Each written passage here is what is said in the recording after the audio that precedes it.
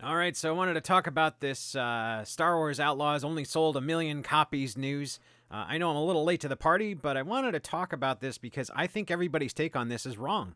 I think that this is actually good news if tempered correctly and understood correctly. So yeah, that's a heck of a thing that I got to put a qualifier out there for. So let me explain myself and let's just jump right in here. So this comes from Alt Care. Ubisoft Star Wars Outlaws struggles with slow sales, hitting only 1 million units. Ubisoft is planning to improve the game's sales with patches, content updates, and the first major expansion, which is set to release on November 21st. Star Wars Outlaws will also be released on Steam on the same day, which Ubisoft hopes to boost sales further. The game is currently available for PS5, Xbox, and PC. It remains to be seen if the holiday push and the new updates will help the game achieve the success Ubisoft had originally expected. My prediction: it won't. 1 million is as best as you're going to get. That's an expectation that you can take to the bank. I mean, you're going to get more than that, yes, but not significantly. So there's some news here in the article about how the reporting. They didn't officially report their sales numbers. Obviously, they're not going to tell you how many copies they actually sold. But some of the studies suggested that 800,000 copies were sold by the end of August, and since then, the total is now only up to a million copies, so only 200,000 copies or so have sold since August. So that's a lot slower than expected, and they did announce that in their sales report that the game proved to be softer than expected, as they in quotes. So they're trying to get the sales up by holiday. They're trying to get this out on Steam, get the bugs fixed, the issues fixed, and get that extra content out in the DLC, just to get people interested in the game. I don't think it's going to sell. I don't think it's going to make a difference, and I think 1 million copies is a reasonable number for a Star Wars game in this day and age. I think that is your sales target. You should target a million units sold for a Star Wars game going forward in the AAA space. And I'm going to qualify that with a little bit of history. So now, back in the day, we didn't have these multiple $1 million games that were $200 million, $300 million to make these games. We had smaller games, and those smaller games sold less copies, and the industry was just not big enough to support it. And I think that this is a sign that the industry is now shrinking back to what it was, at least a form of what it was. The numbers are the same. The industry has changed dramatically, and the thing that I'm noticing is, like, for Star Wars games, yeah, 1 million copies sold is probably reasonable, because these Star Wars games are built around the Star Wars franchise of the 21st century. They're not built around the Star Wars franchise of the 1970s and 80s. They're built around modern era Star Wars, post George Lucas, post Disney acquisition, post commoditization, and turned into the thing that it is now, which is not Star Wars from the 70s and 80s. It's a totally different animal. It's a totally different property, and it's a totally different fan base. And this is the indicator of that. Your 1 million units, that is the best you can expect. That's more than you can expect from your fan base. In fact, I would expect lower than that going forward as well. I would expect you to probably sell in the 500,000 to 1 million range, because that is your fan base. Now, how do I know this?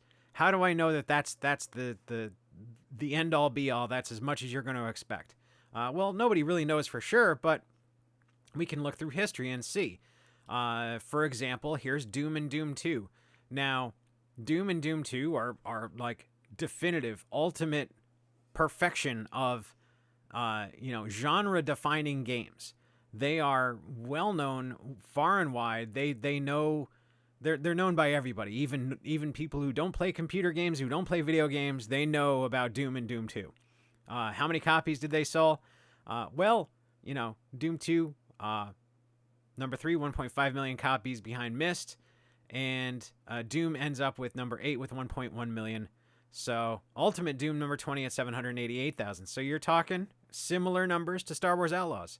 That's how many copies Doom and Doom 2 sold. They're in the neighborhood of Star Wars Outlaws. That's what the gaming industry was back in the late 90s, early 2000s. That's a success. That's a success story of 1 million copies, or 1.5 million in Doom 2's case. That was just the state of the industry, and this is the state of the industry now. Let's keep going. Elder Scrolls 2 Daggerfall. The game was a critical and commercial success with sales around 700,000 copies by 2000. So again, this is Elder Scrolls. I mean, this is a big deal. Daggerfall was, again, a genre-defining definitive game. It is the reference back to absolutely massive RPG. Like this is the RPG people think of when they talk about a massive RPG. Elder Scrolls, which one is this? Morrowind? I'm pretty sure this is Morrowind. Yeah, I don't remember which one I looked up. Hold on. Yeah, Oblivion, not Morrowind, Oblivion. So Oblivion received universal acclaim from critics and became a commercial success. The game had shipped 1.7 million copies by April 10th, 2006, and sold over 3 million copies by January 2007, and over 3.5 million copies by November 2011. So, again, in the early days, Oblivion, 1.7 million copies. That is not a lot of copies. That is not a big industry. So, you can expect those kind of numbers. Now let's go Star Wars specific. Star Wars Rogue Squadron. Again, a very well-acclaimed, critically acclaimed, very well-loved game that people refer back to even now. And it's old. 1999. So the game's sales exceeded expectations. By August of 1999, more than 1 million copies had sold worldwide. So again, 1 million copies. And this is for a Star Wars game. So you're looking at an industry that is returning to these late 90s, early 2000s numbers, specifically for Star Wars. So you've got your old fan base, which sold 1 million copies and exploded up to the many millions, tens of millions of copies, hundreds of millions of copies in some cases. And now it's shrinking back down. So people have realized that Star Wars is not for them anymore. So the old diehard fans that would have been playing Rogue Squadron, they're dropping off. And a new generation of fan, which is the Disney-ified fan, the Disney-centric fan of Star Wars, they're filling in the gaps. But there's not enough of them to warrant a $200 million, $300 million quadruple A game. So I guess, what I'm saying is these are good numbers.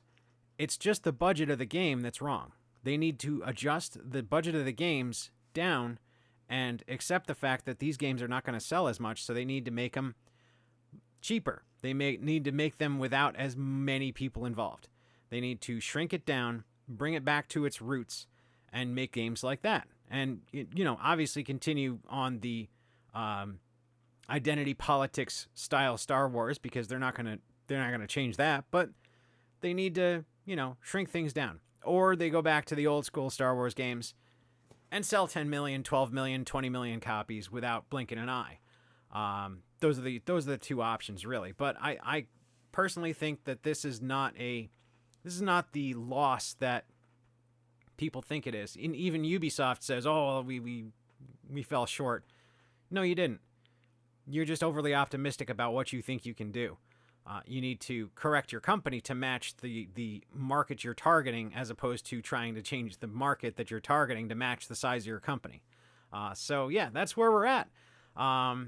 Video games are shrinking, and a lot of this also has to do with the fact that the economy's not great. People are not investing in entertainment like they were, and so a good portion of that gaming audience that they used to have is piecing out. They're not buying games. They're playing old games. Fact of the matter is, especially with PC games, I mean, they think Steam is going to rescue them, but you got to realize, Steam gamers have a backlog of like 3 centuries worth of games to play. They're never going to get to all their games, and the fact of the matter is, if money's tight, they just go to the backlog, because the backlog has 3 centuries worth of games to play. They're going to be busy for 10 lifetimes. But they don't think of that. They don't think of the fact that there's this huge backlog of games that gamers have, that they haven't played, that they want to play. So there's that they're going to tap into instead of buying Star Wars Outlaws for $70 or $120. They're going to go play those old Star Wars games because they were so much fun, and they're going to boot up, Rogue Squadron. They're going to boot up X-Wing versus TIE Fighter. Tie-wing. So, you know, that's what they're going to do. That's where they're going to be focused on. And they're not going to be buying these kind of games, these $200 million, $300 million budget games that don't look like $200, $300 million games and don't play like them either, because this had a host of issues at launch. So, you know, a 20-year-old game, it's got all the bugs fixed. And there weren't many to begin with, but they're all fixed by now, so it's going to run perfect on hardware that's a decade newer than it needs to be. So that's what gamers are going to be doing, because those games don't look much worse than these games, to be honest. I mean, you got more polygons, but those polygons don't look much better. So that's the situation. I mean, you know, make a $200 million game for a million-person audience, and you're going to pay the price. So that's where we're at. So there you go. Not bad news. It's just news that people need to readjust their expectations. Hope you guys enjoyed this video. If you like these kind of videos, give it a like, subscribe to the channel, and I will talk to you guys later.